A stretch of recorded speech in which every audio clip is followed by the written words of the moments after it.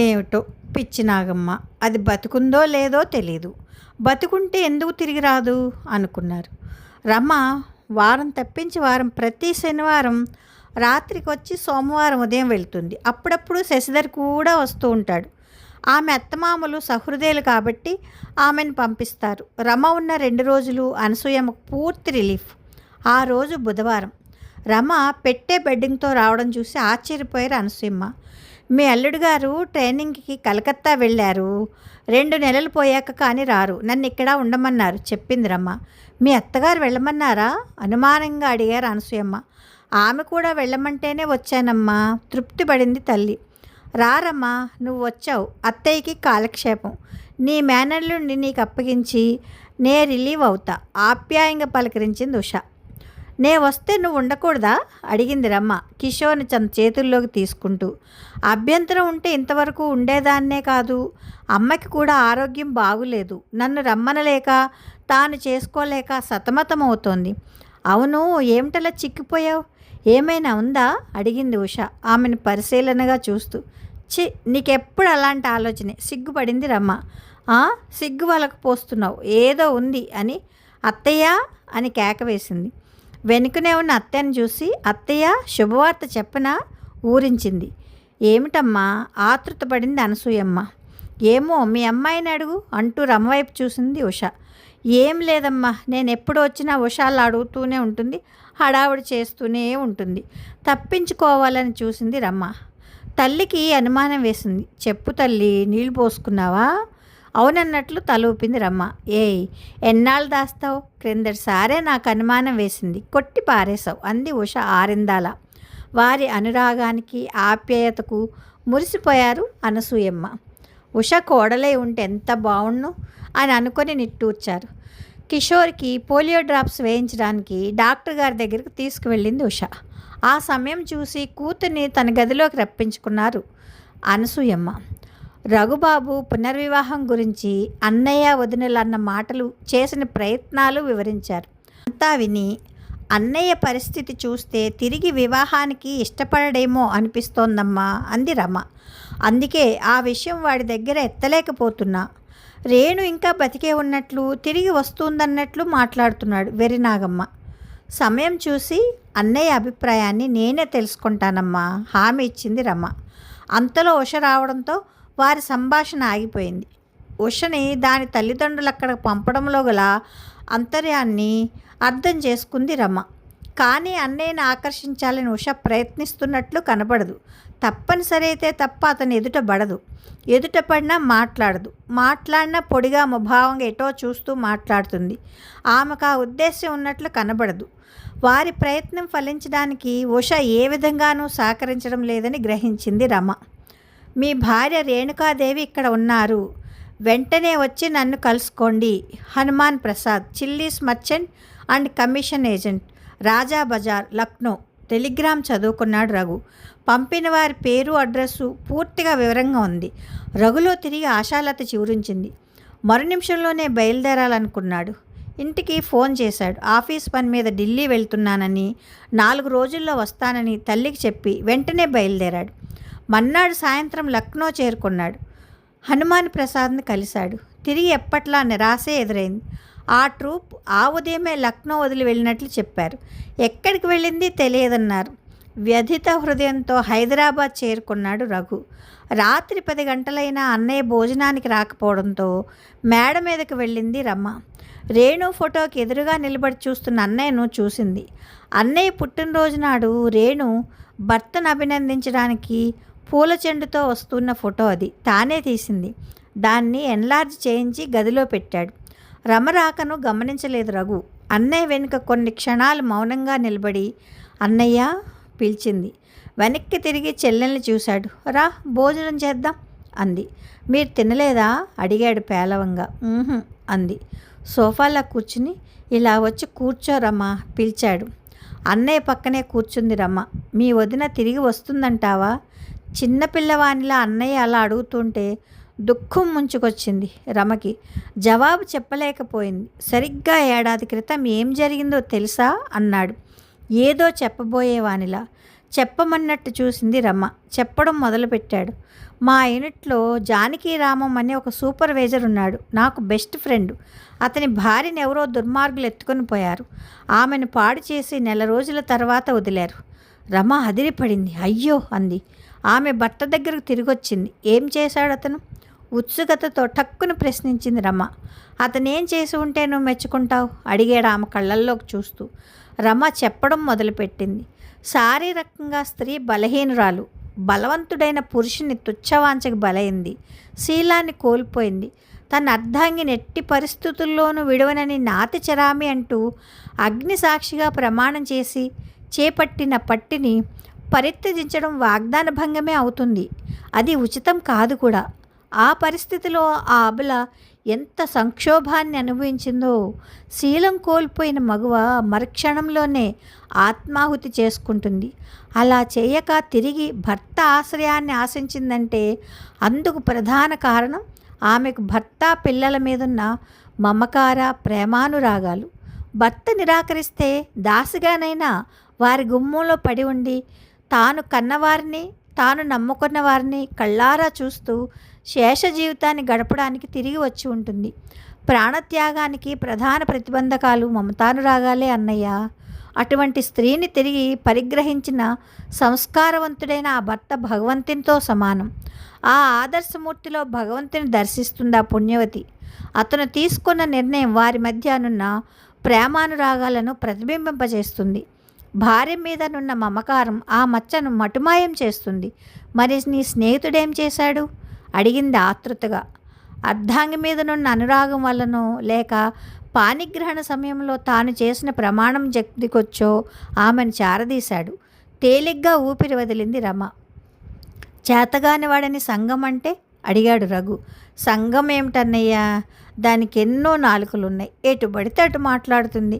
4 రోజులు పోతే మామూలేగా. అయినా ఇది వ్యక్తిగత వ్యవహారం. సంఘాన్ని సంప్రదించాల్సిన అవసరం లేదు. ఎవరి నిర్ణయం వారిది. సంస్కారవంతులు ఎప్పుడు సరైన నిర్ణయాన్నే తీసుకుంటారు. ఆ నిర్ణయం ఉదాత్తమైంది, ఉన్నతమైంది కాబట్టి ఆమోదించి హర్షించాలి.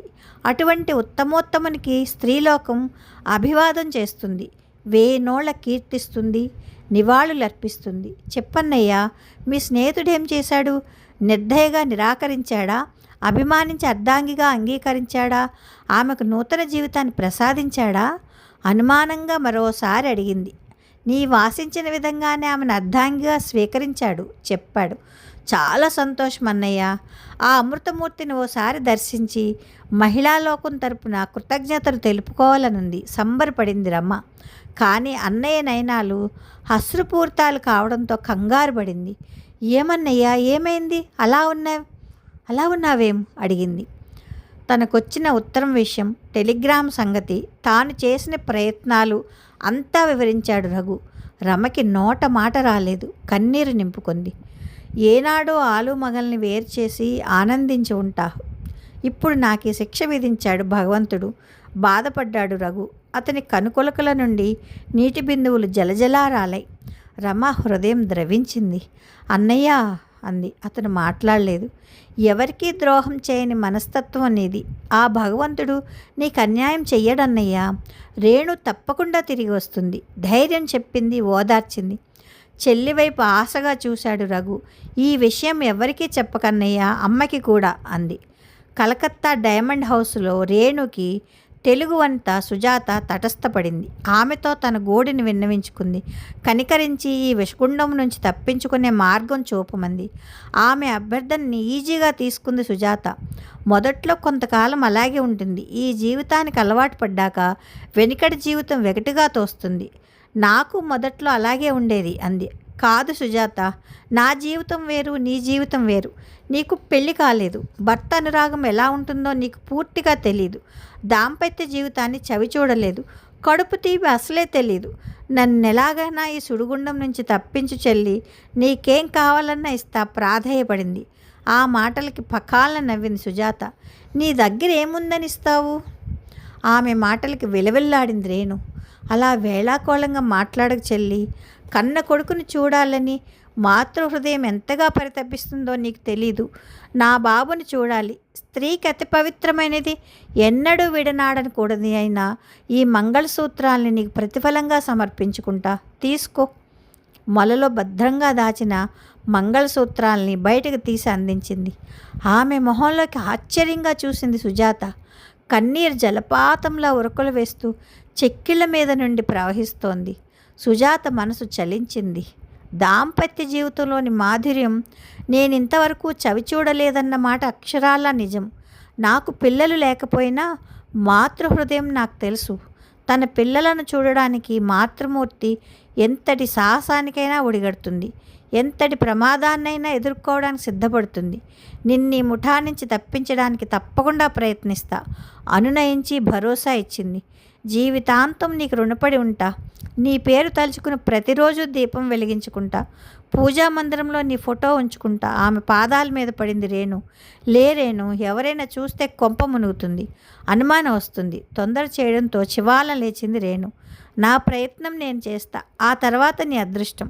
మన బాస్ అనుక్షణం మన మీద నిఘా ఉంచుతాడు. ఆ విషయం నీకు తెలుసు. దొరికిపోతే కష్టం, ఎంతటి దుర్మార్గానికైనా ఒడిగడతాడు. అయినా నీకోసం సాహసిస్తా. కానీ నాకు అనుమానం అంది సుజాత. అడుగు చెల్లి, సంశయించకు. నువ్వు పతితవయ్యావు. నీ భర్త నిన్ను స్వీకరిస్తాడని నమ్ముతున్నావా? నాకు ఆ నమ్మకం ఉంది. మా అనురాగం అలాంటిది ధైర్యంగా చెప్పింది రేణు. చిన్నగా నవ్వి అంది సుజాత. ఒక విషయం చెబుతా విను. మనం శీలం చెడిన వాళ్ళమని, పతితలమని తెలిసి కూడా మన పొందు కోసం ఎంతోమంది రసికులు వస్తారు, అనుభవించిపోతారు, మళ్ళీ వస్తారు. మన పొందు కోసం తాతాలాడుతున్నారు కదా అని వివాహం చేసుకోమని అడిగితే మొహం పక్కకు తిప్పుకుంటారు. మనం రహదారి పడవల్లాంటి వాళ్ళం. పావలా డబ్బులిచ్చి అవతల గట్టుకు పోతారే తప్ప పడవ విషయాన్ని ఎవ్వరూ పట్టించుకోరు. నీ భర్త నిన్ను చేరదీస్తాడని నాకు నమ్మకం లేదు. చీదరించుకుని అవతలకు పొమ్మనొచ్చు. ఈ పాటికి నిన్ను మర్చిపోయి మళ్ళీ పెళ్లి చేసుకొని ఉండొచ్చు. నూతన వధువుతో ఆయన హాయిగా కులుకుతుంటే చూసి నువ్వు సహించగలవా? ఆ వేదనను భరించగలవా? నరకయాతన పడగలవా? అటువంటి దుర్భర జీవితాన్ని గడపలేక ఆత్మహత్య చేసుకుంటావో లేక ఈ విలాస జీవితాన్ని గడుపుతావో ఆలోచించు. ఒక్క నిమిషం తడబడింది రేణు. లేదు సుజాత, నా భర్త అటువంటి వారు కాదు. నాకు ఆ నమ్మకం ఉంది. నాకు దాంపత్య సుఖం అవసరం లేదు. దాని మీద ఏనాడో విరక్తి కలిగింది. వారు నన్ను స్వీకరించడానికి నిరాకరిస్తే ఆ ఇంట్లో దాసిగా పడి ఉంటా. వారిని, నా కొడుకుని కళ్ళారా చూస్తూ కాలం గడుపుతా. ఆత్మహత్య చేసుకునే ప్రసక్తి లేదు అంది దృఢంగా. ఆమెకు భర్త మీద గల అచంచల విశ్వాసానికి అచ్చెరు పొందింది సుజాత. మన్నాడు మ్యాట్నీకి కొంతమంది బయలుదేరారు. వారిలో సుజాత, రేణు కూడా ఉన్నారు. వారికి ఎస్కార్డ్లో 2 రౌడీలు. ఆట మరో అరగంటలో ముగుస్తుందనగా సుజాత లేచి నిలబడింది. లావెట్రీకి వెళ్ళాలి, సాయం వస్తావా? హిందీలో తన వాళ్ళందరికీ వినిపించేలా రేణుని అడిగింది. రేణు కూడా లేచింది. ఇద్దరూ బయటకొచ్చారు. లావెట్రీకి వెళ్తున్నారనుకున్నారు తక్కిన వాళ్ళు. తమనెవరూ గమనించలేదని, ఫాలో అవడం లేదని నిర్ధారించుకున్నారు. సినిమా నుంచి బయటపడి ట్యాక్సీలో హౌరా స్టేషన్ చేరుకుంది రేణు. ట్యాక్సీకి డబ్బులిచ్చి ప్లాట్ఫామ్ మీదకి పరిగెత్తింది. అప్పుడే కదలబోతున్న ట్రైన్ ఎక్కేసింది. ఆ ట్రైన్ ఎక్కడికి వెళ్తుందో తనకు అవసరం లేదు. ఆ నగరం నుంచి దూరంగా పారిపోవాలన్నదే ఆమె ప్రయత్నం. డాక్టర్, ఏమై ఇన్సేన్? దూకుడుగా డాక్టర్ గారి గదిలోకి ప్రవేశించి అడిగింది ఆ యువతి. ఏదో పేషెంట్పై కార్డియాలజిస్ట్ ఇచ్చిన రిపోర్టును పరిశీలిస్తున్న డాక్టర్ రామారావు తలెత్తి ఆమెను ప్రసన్నంగా చూశారు. కాదన్నట్టు అడ్డంగా తలూపారు. ఎవరన్నారమ్మా? అడిగారు అతి శాంతంగా. మరి ఆ పిచ్చివాళ్ళంతా అలా అంటున్నారు. తప్పమ్మా, వాళ్ళని పిచ్చివాళ్ళు అనకూడదు, పేషెంట్లు అనాలి. మరి నేను కూడా పేషెంట్నే కదా, అంటే పిచ్చిదాన్ని కాదా? ఈ డాక్టర్ దగ్గరికి వచ్చిన పేషెంట్లందరూ పిచ్చివాళ్లే కానక్కర్లేదమ్మా. మరి మీరు పిచ్చి డాక్టరే కదా. ఆమె మాటలకి చిన్నగా నవ్వుకున్నారు డాక్టర్ గారు. చూడమ్మా, నేను సైకియాట్రినే కాదనను, అందులో స్పెషలైజ్ చేశానన్నమాట. అంత మాత్రాన నా దగ్గరికి మామూలు పేషెంట్లు రారని, రాకూడదని అనుకోకూడదమ్మా వివరించారు అతి శాంతంగా. ఏమిటో అంత పిచ్చి మాలోకంలా ఉంది అమాయకంగా అనేసి వెళ్ళింది ఆమె పక్క ద్వారంలోంచి. వారి మాటలు వింటూ గుమ్మంలో నిలబడ్డ శ్రీపతి గారి హృదయం ఆర్ద్రమైంది. గుడ్ ఈవినింగ్ డాక్టర్ విష్ చేస్తూ ప్రవేశించారు. రండి రండి ఆహ్వానిస్తూ ఎదురుగా ఉన్న కుర్చీ చూపారు డాక్టర్ గారు. ఏమంటోంది మా దేవి? కుర్చీలో కూర్చుంటూ అడిగారు శ్రీపతి గారు. ఇప్పుడే వెళ్ళింది చెప్పారు. అవును, మీ మాటలన్నీ గుమ్మంలో నిలబడి విన్నాను. She is two smart and sensitive. ఆమె భర్త ఏం చేస్తున్నారు అడిగారు డాక్టర్ రామారావు. నిట్టూర్చారు శ్రీపతి గారు. నన్ను క్షమించాలి డాక్టర్, మీతో మొదట చెప్పినట్టుగా ఆమె నా మయకోడలు కాదు, ఎవరో తెలీదు అంటూ వివరంగా చెప్పనారంభించారు. ఆ రోజు సాయంత్రం హౌరా ఎక్స్ప్రెస్ బయలుదేరింది. కంపార్ట్మెంట్స్ అన్నీ ప్రయాణికులతో కిటకిటలాడుతున్నాయి. ఎక్కడ ఆగకుండా స్టేషన్లన్నీ వెనక్కి నెట్టుకుంటూ పోతోంది ట్రైను. రాత్రి కావడం మూలాన అవకాశం ఉన్న వారంతా నిద్రకు ఉపక్రమించారు. ఆ కంపార్ట్మెంట్ నిశ్శబ్దంగా ఉంది. ఒక్క ట్రైన్ చప్పుడు తప్ప. నన్నొదులు, నీకు దండం పెడతా, నన్ను పోని, తెలుగులో అబుల ఆర్తనాదం వినిపించింది అందరికీ. అంతా అటు చూశారు. అయితే ఆ భాష అర్థం కాక తెల్లమొహం వేశారు. ఆమె భయపడుతోందని, బ్రతిమాలుకుంటోందని ఆమె అభినయాన్ని చూసి అర్థం చేసుకున్నారు. ఆ కంపార్ట్మెంట్లో ఉన్న శ్రీపతి గారు చివాలన లేచారు. కంపార్ట్మెంట్లో కాలు కదపడానికి వీలు లేనంత జనం. వారిని తప్పించుకొని అతి కష్టం మీద ఆమె దగ్గరికి వెళ్ళారు. అప్పటికే ఆ యువతి స్పృహతప్పి పడి ఉంది. అంతా జాలిగా చూస్తున్నారు. ఏమైంది? అక్కడున్న వారిని హిందీలో అడిగారు. గళ్ళలుంగి, చారల బనీను, కోర మీసాలు, గుండు, అచ్చం గూండాలా ఉన్న ఆసామి లాబెటరీ నుంచి బయటకు వచ్చాడుట. లాబెటరీ తలుపు పక్కనే నిలబడి ఉన్న ఆ యువతి కేకలు వేస్తూ పడిపోయిందట. జరిగింది చెప్పారు. ఎదురుగా నిలబడి ఆమెను జాలిగా చూస్తున్న ఆ ఆసామిని చూశారు శ్రీపతి గారు. ఆజానుబాహుడు, బలిష్టమైన శరీరం, భయంకరంగానే ఉన్నాడు. మరొక స్త్రీ సహాయంతో ఆమెను తన సీటు దగ్గరకు తీసుకెళ్లారు శ్రీపతి గారు. సతీమణి రాజేశ్వరితో కలిసి ఆమెకు సపర్యలు చేయనారంభించారు. ఆ యువతికి 20 సంవత్సరాలుంటాయి. పసిడి ఛాయ, సన్నగా నాజూగ్గా ఉంది. అందమైన మొహం, చెవులకు రింగులు తప్ప ఏ ఆభరణాలు లేవు. సంస్కారవంతురాలిలా, ఉన్నత కుటుంబానికి చెందిన దానిలా ఉంది. కొద్దిసేపటికి తెప్పరిల్లిందామె. కనులు విప్పి అందరి వైపు భయంగా చూసింది. పాలు తాగమ్మా. ఫ్లాస్కులోని పాలు కప్పులో పోసి అందించింది రాజేశ్వరి. ఆమె పాలు అందుకోలేదు. భార్యను అనుమానంగాను భయంగాను చూస్తుంటే అనునయించారు శ్రీపతి గారు. తీసుకోమ్మా, పర్వాలేదు, ప్రాణం తెప్పరిల్లుతుంది. ఆ దంపతులను గుచ్చి గుచ్చి చూస్తూ, మేం తెలుగు వాళ్ళమే, మాది కాకినాడ చెప్పారు. మీకు తెలుగొచ్చా అడిగిందామె.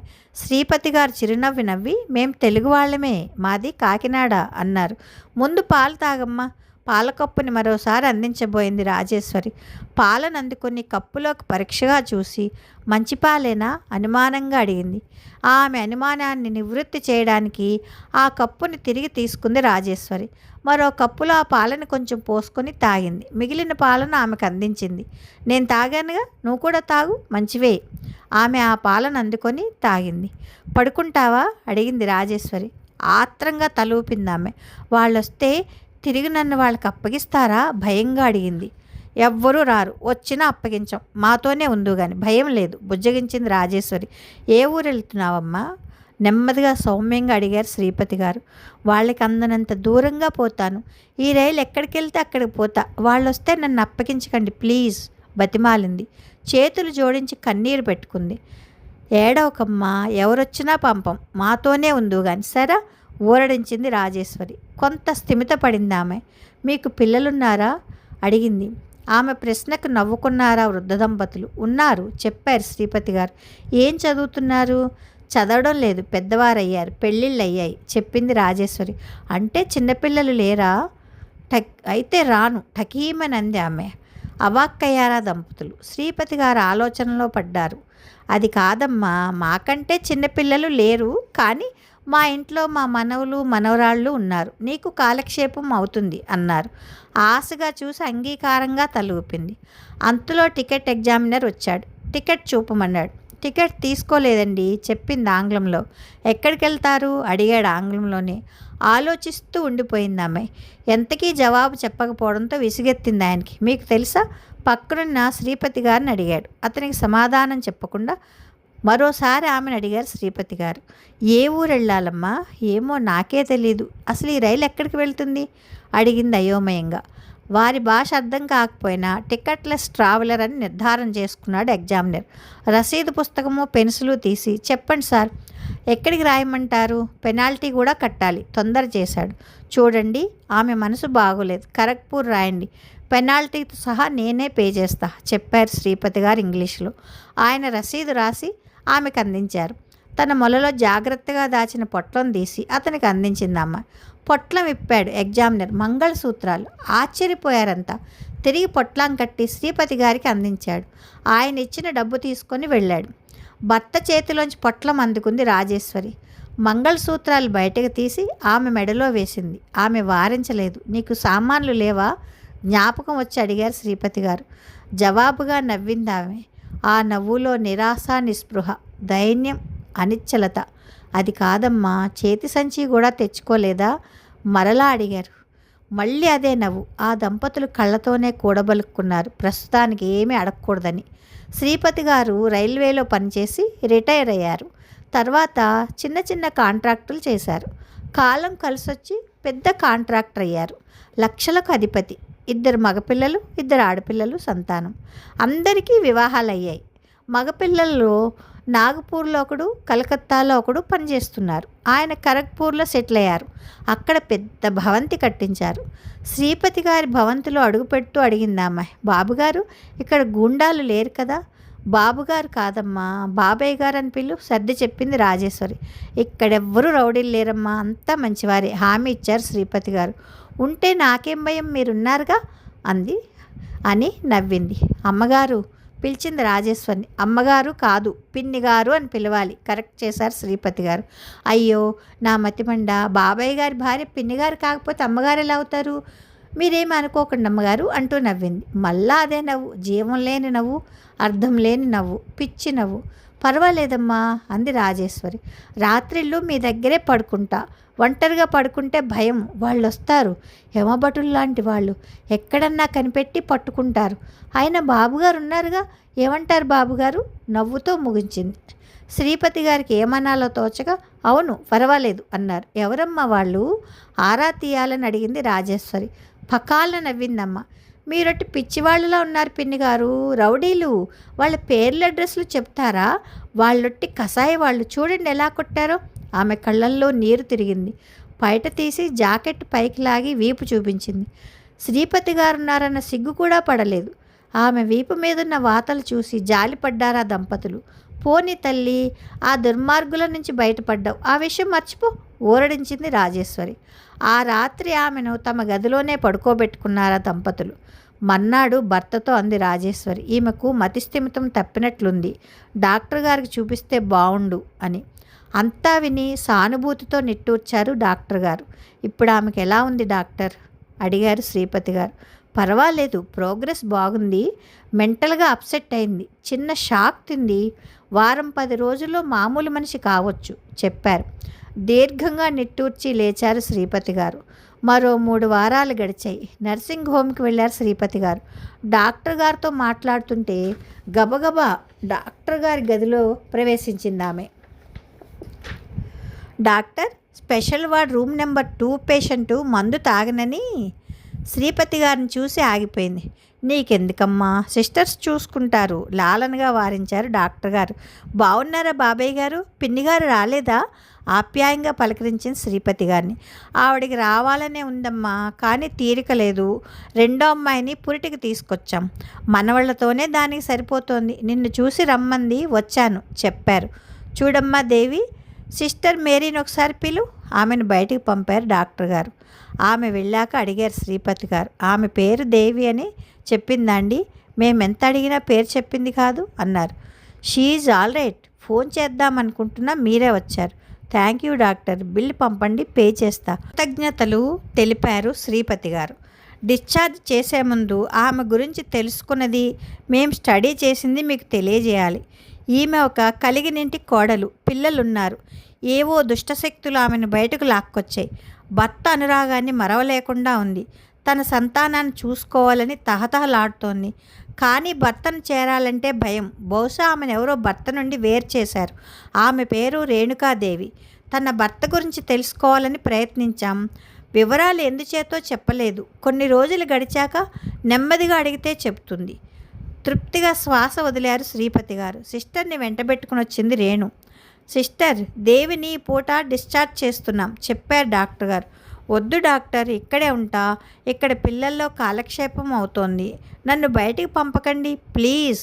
చేతులు జోడించి ప్రాధేయపడింది రేణు. ఆమె మునుపటి పరిస్థితికి జారుకుంటుందేమోనన్న భయం వేసింది శ్రీపతి గారికి. నువ్వు బయటకు పోతున్నట్టు ఎందుకు భయపడుతున్నావమ్మా? నాతో మన ఇంటికి తీసుకువెళ్తా. మన ఇంట్లోనూ చిన్నపిల్లలు ఉన్నారు. 2 పిల్లల్లో మా చిన్నమ్మాయి సరోజ పురిటికి వచ్చింది. నీకు మంచి కాలక్షేపం. నిన్ను తీసుకురమ్మని మీ పిన్ని పంపిందమ్మా. పిల్లల్ని చూసుకుంటూ మీ పిన్ని గారికి సహాయంగా ఉందువు గాని. రామ్మా, ఇంటికి పోదాం లాలించారు శ్రీపతి గారు. ఇప్పుడు నీకే అనారోగ్యము లేదమ్మా. వారానికోసారి నేనే మీ ఇంటికి వచ్చి చూస్తూ ఉంటా హామీ ఇచ్చారు డాక్టర్ గారు. అయిష్టంగానే శ్రీపతి గారితో బయలుదేరింది రేణు. శ్రీపతి గారి మనవళ్లతోనూ వారి అమ్మాయితోనూ సరోజినితో మంచి కాలక్షేపం అవుతోంది రేణుకి. సరోజినికి పురుడొచ్చింది. కొడుకు పుట్టాడు. బారసాల ఏర్పాట్లు ఘనంగా జరిగాయి. బారసాలకు తెచ్చిన సామాన్ల పొట్లాలు విప్పుతోంది శ్రీపతి గారి భార్య రాజేశ్వరి. ఒక పొట్లానికి ప్యాక్ చేసిన పాత ఇండియన్ ఎక్స్ప్రెస్ పేపర్ విప్పుతూ దానిలో ఉన్న ఫోటోను చూసి నిర్ఘాంతపోయింది. ఎదురుగా ఉన్న దేవిని పరీక్షగా చూసింది. ఆమె ఫోటోయే అది, సందేహం లేదు. పేపర్ తీసుకొని వెళ్ళి భర్తకు చూపించింది. ఫోటోని, దాని కింద ఉన్న ప్రకటనని చదివారు శ్రీపతి గారు. ఆనందంతో ఆయనకు కళ్ళు మెరిశాయి. ఈ విషయం ఎవరికీ చెప్పకు, రేణుకు కూడా భార్యని హెచ్చరించారు. పేపర్ని మడిచి డ్రాయర్లో పెట్టి ఆలోచనలో పడ్డారు. మధ్యాహ్నం 12 గంటలైంది. రమకి నిద్ర తేలిపోయింది. ఇల్లంతా నిశ్శబ్దంగా ఉంది. మనవణ్ణి పక్కలో పెట్టుకొని నిద్రపోతోంది తల్లి. రమకి ఏమీ తోచలేదు. మేడ మీద అన్నయ్య గదిలోకి వెళ్ళింది. గదిలో 4 వైపులా రేణు ఫోటోలే. సోఫాలో కూర్చుని మ్యాగజైన్ తిరిగేస్తోంది. పోస్ట్ మ్యాన్ వచ్చే వేళ. భర్త నుండి లెటర్ రావాలి. మేడ మీద నుంచి పోస్ట్ మ్యాన్ రాక దూరం నుండే కనిపిస్తుంది. కిటికీలోంచి వీధిలోకి 2 సార్లు చూసింది. ఎండ ఎక్కువగా ఉండడం వల్ల వీధి నిర్మానుష్యంగా ఉంది. స్కూటర్ చప్పుడు విని చివాలన లేచింది. కిటికీలోంచి కిందకు చూసింది. ఆ సమయంలో అన్నయ్య రావడం ఆశ్చర్యంగా తోచింది. మేడ దిగి అన్నయ్యకి ఎదురెళ్ళింది. రఘు హడావిడిగా మేడమెట్లెక్కుతూ చెల్లెల్ని పిలిచాడు. అన్నయ్య ఆనందంగా ఉండడం చూసి చాలా కాలమైంది. ఆశ్చర్యంగా అతని వైపు చూసింది. కూర్చో అన్నాడు. సోఫాలో కూర్చుంది రమ. ఆమె పక్కనే కూర్చున్నాడు. జేబులోంచి కవర్ తీసి అందించాడు. కవరుపై పంపిన వారి అడ్రస్ చూసింది రమ. అచ్చువేసి ఉంది. Yamijala Sripatirao, engineers and contractors, Nimpura, Kharagpur అని ఉంది. ఫోన్ నెంబర్ కూడా ఉంది. ఈ శ్రీపతి గారు ఎవరన్నయ్యా అడిగింది. లోపల ఉత్తరం చదువు అన్నాడు ఆనందంతో తబ్బిబ్బు అవుతూ రఘు. కవర్లో ఉన్న కాగితాన్ని బయటకు తీసి చదవనారంభించింది రమ. చిరంజీవి రఘునాథ్. నేనెవరో తెలియకపోవడంతో ఇలా సంబోధిస్తూ రాస్తున్నందుకు ఆశ్చర్యంగా ఉంది కదూ. అనుదినము కాదు అనుక్షణము భర్తని సంతానాన్ని తలుచుకుంటూ పరితపిస్తూ తన వారిని చేరాలని ఉన్నా చేరుకోలేక మమకారాన్ని చంపుకొని ఈ లోకాన్ని విడిచిపోయే సాహసం చేయలేక జీవోత్సములా బతుకు వెళ్ళమారుస్తున్న నీ అర్ధాంగి రేణుకాదేవి మా ఇంట్లో క్షేమంగా ఉంది. అటువంటి యువతిని భారీగా పొందిన నీవు అదృష్టవంతుడవు. వెంటనే వచ్చి ఆమెకి నీ దర్శన భాగ్యాన్ని కల్పిస్తావని ఆశిస్తూ ఈ లెటర్ రాస్తున్నా. వచ్చేటప్పుడు మీ సంతానాన్ని కూడా తీసుకొని వస్తే మాకు సంతోషంగా ఉంటుంది. ఇట్లు శ్రీపతిరావు. చెల్లెలు ఉత్తరం చదువుతుంటే ఆమె ముఖ కవళికలను గమనిస్తూ ఉండిపోయాడు రఘు. ఆమె మొహం విప్పారింది. సంతోషంతో సతమతమవుతూ అన్నయ్య అంది. ఆ ఇరువురి హృదయం స్పందించింది. ఆనంద బాష్పాలు కురిపించారు. కొన్ని క్షణాలు నిశ్శబ్దంగా దొర్లాయి. ఒక్క నిమిషం కూడా ఆలస్యం చేయకన్నయ్య, అర్జెంటుగా వెళ్ళు తొందర చేసింది. లైట్నింగ్ కాల్ బుక్ చేసి మాట్లాడా. క్షేమంగా ఉందని శ్రీపతి గారు చెప్పాడు రఘు. వదినని చూసి చాలా కాలం అయిందన్నయ్య. చచ్చిపోయిందేమోనని భయపడ్డానన్నయ్య. ఆమె మాటలు తడబడ్డాయి. కంట నుండి నీరు జలజలా కారింది. కన్నీరు తుడుచుకుంటూ ఎవరికీ చెప్పకుండా వెళ్ళన్నయ్యా, అమ్మకు కూడా ఇప్పుడే చెప్పొద్దు అంది. మరి బాబుని తీసుకెళ్లడం ఎలా? సందిగ్ధంలో పడ్డారిద్దరు. రమకి ఆలోచన తట్టింది. రాజమండ్రి నుంచి ట్రంకాలు వచ్చిందని, మీ అత్తయ్య గారి ఒంట్లో బాగులేదని, మనవడిని చూడాలని ఉందంటున్నారని కిషోర్ని తీసుకొని వెళ్ళి చూపించి వస్తానని చెప్పు సలహా ఇచ్చింది. చెల్లెలి సలహా నచ్చింది రఘుకి. ఓకే, థ్యాంక్ యూ అన్నాడు హుషారుగా. అన్నయ్య హుషారుగా ఉండడం చూసి చాలా కాలమైంది. ఆ ఆనందంలో తాను పాలు పంచుకుంది. కొన్ని క్షణాలు మౌనంగా గడిచాయి. కానీ ఒక్క విషయం మర్చిపోయాం అన్నాడు. తీరా మీ వదిన్ని తీసుకొచ్చాక అమ్మ ఏమంటుందో అనుమానాన్ని వ్యక్తం చేశాడు. అవునన్నయ్య, ఆ సంగతి ఆలోచించనే లేదు. అమ్మ ఏమంటుందో అనుమానాన్ని తెలుపుతూ ఆలోచించింది. చెల్లెల వైపే ఉండిపోయాడు రఘు. అమ్మ అంగీకరించకపోవడం